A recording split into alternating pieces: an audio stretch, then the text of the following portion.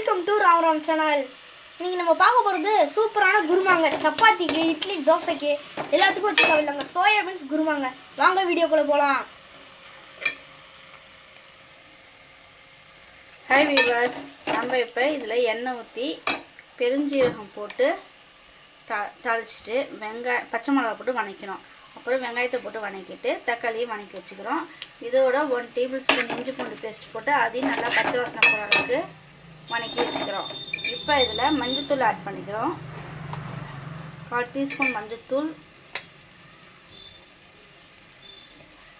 3 table spoon மிளகாத்தூள், 1 table spoon 2 table spoon garam masala. இந்த garam masala powder நான் வீட்டிலேயே ப்ரிப்பேர் பண்ணது. அதோட இதை நான் அப்புறமா உங்களுக்கு தரேன் எப்படி ப்ரிப்பேர் பண்ணுறேன்னு. இது மூணுத்தையும் போட்டு நல்லா வதக்கிக்கிறேன்.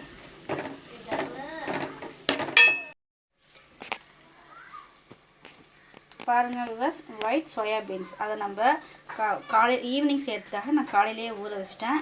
இப்போ இதை 5 விசில் விட்டு நான் ரெடி பண்ணி வச்சுருக்கேன். இதை நம்ம ஏற்கனவே வதக்கி வச்சுருக்கோம்ல வெங்காயம் தக்காளி சாந்து இதில் இதை நம்ம கொட்டிடுவோம். இந்த சோயா பீன்ஸ் கொட்டிடுவோம்.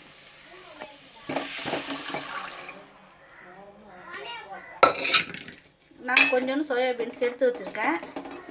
ஏன்னா மிக்சியில் அரைச்சி அது கொஞ்சம் போட்டோம்னா கொஞ்சம் குழம்பு திக்காக கிரேவியாக வரும்.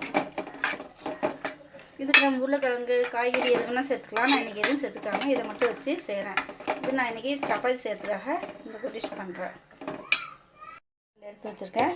இதை அரைச்சிட்டு நான் உங்களுக்கு காட்டுறேன்.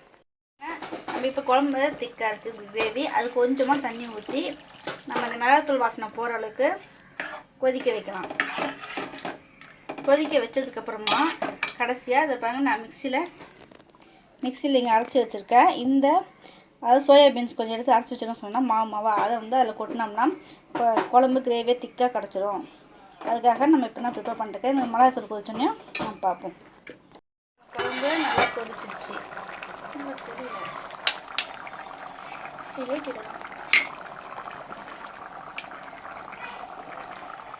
கொதிச்சிச்சு. இப்போ நம்ம சோயா பீன்ஸ் அரைச்சி வச்சுருக்கோம்ல அந்த இதில் இதில் போடுறோம். உங்களுக்கு எவாப்ரேஷன் எப்படி தெரியுது வியூவர்ஸ்? அது குழம்பு கொதிக்கிறதுனால கேமரா சரியாக தெரியல, இப்படி தெரியுது.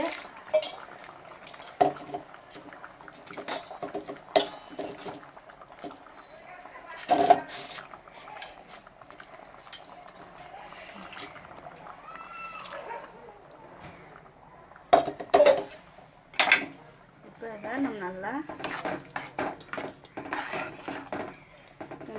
பாருங்கள், நம்ம குழம்பு தண்ணியாக இருந்ததுக்கு இப்போ குருமா மாதிரியே கிரேவி மாதிரி கொஞ்சம் திக்காக வந்துச்சு. இந்த கட்டியும் வச்சு இன்னும் கொஞ்சம் நேரம் கொதிக்க விட்டு நம்ம ஆஃப் பண்ணிக்கலாம். குருமா நம்ம ரெடி. இது பாருங்கள், இப்போ நம்ம இதை